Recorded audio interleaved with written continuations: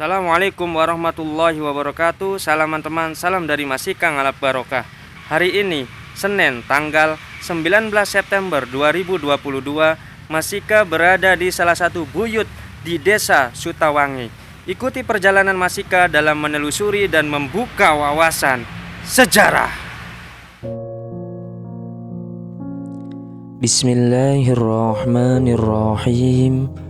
Allahumma salli wa sallim wa barik ala sayyidina Muhammad. Berdasarkan cerita rakyat, asal-usul Desa Sutawangi, konon katanya ketika Raja Wirapati berkuasa di Kerajaan Wanayasa, tersebutlah Wanayasa mendapat serangan dari Kerajaan Giri Walungan, yang ketika itu dipimpin oleh seorang ratunya bernama Nyi Rambut Kasih. Maka terjadilah perang sedahsyat-dahsyatnya antara pasukan Nyi Rambut Kasih di pihak pertama dan di lain pihak pasukan Wanayasa yang dipimpin oleh seorang putra mahkota yang bergelar Suta Prana, atau dalam istilah bahasa Sunda, Suta berarti anak dan Prana berarti wangi, sehingga dari peperangan tersebut mengakibatkan gugurnya seorang pahlawan negeri Wanayasa, yaitu Suta Prana. Oleh karenanya, untuk mengenang jasa-jasanya atas kepahlawanan Suta Prana tersebut diabadikan menjadi nama suatu desa, yaitu Desa Sutaprana atau Desa Sutawangi sekarang. Kepala Desa Sutawangi untuk pertama kali adalah Saca Guna, yang dimakamkan di suatu kampung yang sekarang pemakaman tersebut diabadikan menjadi nama pemakaman Buyut Guna.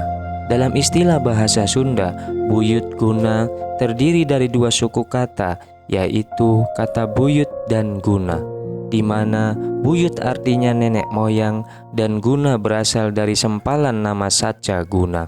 Dan tempat peristirahatan terakhir sang kakek moyangnya masyarakat Sutawangi pertama ini letaknya di pinggir Jalan Raya Jatiwangi Tonjong, atau tepatnya di Dusun 2 Kapur, belakang Kompleks Pabrik Gula Jatiwangi, Desa Sutawangi, di mana Saca Guna ini adalah cucu dari Arya Limbangan, seorang mahapatih negeri Wanayasa ketika Arya Jaten Jatiswara berkuasa. Suta Prana adalah benar-benar seorang muslim sejati, murid kesayangan gurunya Kiai Kasirah. Sementara keluarganya dan lingkungannya sendiri masih bergelut dengan aliran kepercayaan animisme.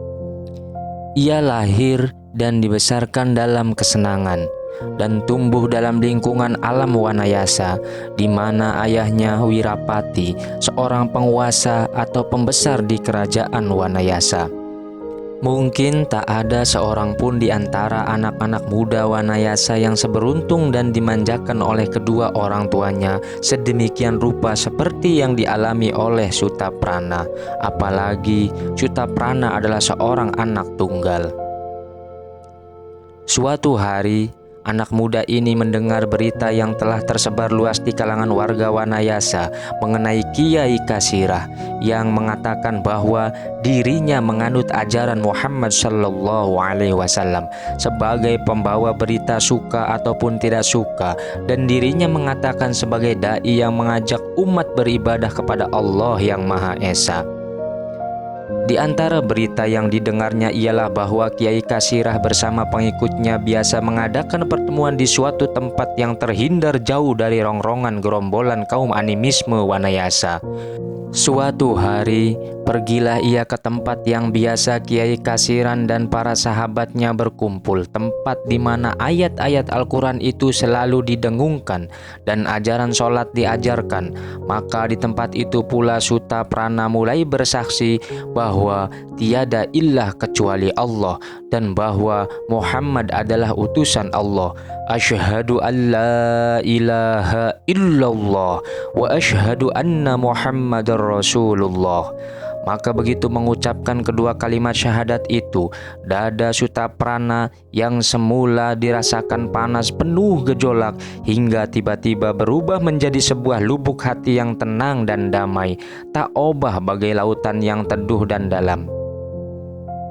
Nyi Mas Sarinten, yakni Ibunda Sutaprana, adalah seorang yang berkepribadian kuat dan berpendirian yang tak dapat ditawar-tawar atau diganggu-gugat. Ia seorang wanita terpandang, disegani, sekaligus ditakuti kaumnya.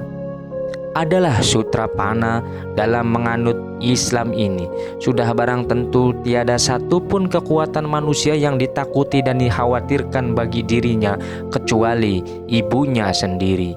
Itulah sebabnya ia pun berpikir dan berusaha sekeras-kerasnya untuk sementara menyembunyikan keislamannya sampai terjadi sesuatu yang dikehendaki oleh Allah Subhanahu wa Ta'ala. Demikian ia senantiasa bolak-balik aktif menghadiri setiap kegiatan majelis Kiai Kasiran, walaupun ia sendiri sadar akan dampak dari itu semuanya. Seandainya suatu ketika ibunya mengetahui akan kegiatan itu, pastinya juga sudah dibayangkan bagaimana besarnya amarah murka sang ibu pada dirinya. Akan tetapi suatu ketika, seorang badiga atau kaki tangan melihat Sutrapana memasuki rumah Kiai Kasiran secara sembunyi-sembunyi. Kemudian dilihat lain hari, ia mengerjakan sholat seperti yang dilakukan Kiai Kasiran tanpa basa-basi lagi. Secepat kilat si badiga ini menemui Ibu Sutaprana dan melaporkan berita yang dilihatnya itu. Singkat cerita, diambillah suatu keputusan hukuman kepada anaknya dengan cara dibawalah putranya itu ke suatu tempat terpencil di rumahnya, lalu dikurung dan dipenjarakannya rapat-rapat. Demikianlah beberapa lama Sutaprana tinggal dalam kurungan, sampai suatu saat hingga timbul dari pikirannya untuk punya niat melepaskan diri. Dan Sutrapana pun mencari muslihat dan berhasil mengelabui ibu dan penjaga-penjaganya, lalu ia pergi ke suatu daerah untuk meninggalkan pangkat, jabatan, keturunan, segala kemilau harta dunia dan kemewahan. Pada suatu hari, ia tampil di hadapan beberapa orang muslim di suatu majelis yang sama-sama duduk di sekeliling Kiai Kasira. Demikian memandang Sutrapana, mereka semua menundukkan kepala, malu bercampur sedih. Sementara beberapa orang matanya basah karena duka, mereka melihat Sutaprana memakai baju dan celana usang yang tertambal-tambal. Padahal belum lagi hilang dari ingatan mereka, pakaian sebelum masuk Islam tak obahnya bagaikan kembang di taman, berwarna-warni dan berhamburkan bau wangi.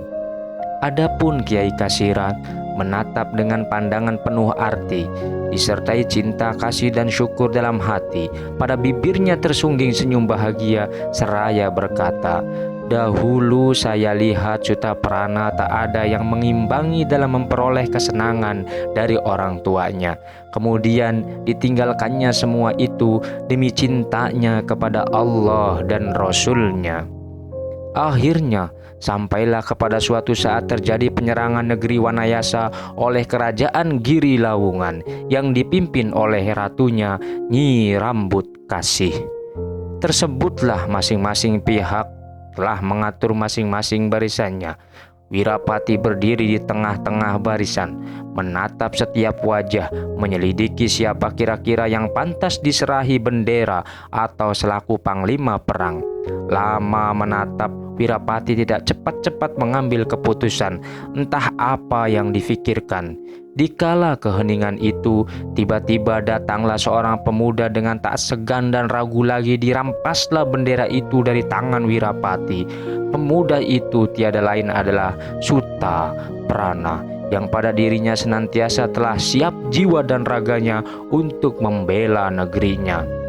Peperangan berkobar lalu berkecambuk dengan sengitnya. Mula-mula pasukan Giri Lawungan mulai terdesak, akan tetapi suasana itu berubah begitu cepat. Dengan tidak diduga pasukan berkuda Nyi Rambut Kasih menyerang pasukan Wanayasa dari segala penjuru. Lalu tombak dan pedang pun berdentangan berdadu satu sama lain. Tapi rupanya pertarungan tidak seimbang yang menjadikan pasukan Wanayasa banyak yang terbantai dan terkulai simpuh darah. Pasukan Wanayasa akhirnya yang menjadi kacau balau. Demi melihat barisan Wanayasa yang porak-poranda, pasukan Nyi Rambut Kasih pun mulai menyerang ke arah Wirapati dengan maksud menghantamnya. Sutaprana menyadari suasana gawat itu, maka diacungkannya bendera setinggi-tingginya dan bagaikan ngaungan singa lapar.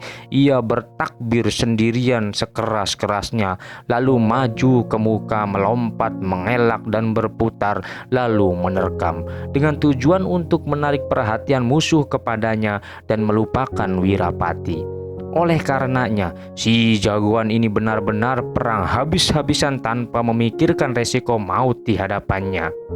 Sungguh, walaupun seorang diri, akan tetapi Sutaprana bertempur laksana banteng ngamuk. Sebelah tangannya memegang bendera sebagai tameng, sedangkan sebelahnya lagi menebaskan pedang dengan mata yang tajam. Akan tetapi musuh bertambah banyak saja, sehingga gugurlah Sutaprana dan jatuhlah bendera. Ia gugur sebagai bintang dan mahkota putra terbaik negeri Wanayasa. Wallahu a'lam. Mudah-mudahan video ini bisa memberikan manfaat, khususnya untuk pribadi, umumnya untuk para teman-teman yang menyaksikan dan mendengarkan video ini. Mohon maaf bila ada perbedaan versi. Wassalamualaikum warahmatullahi wabarakatuh.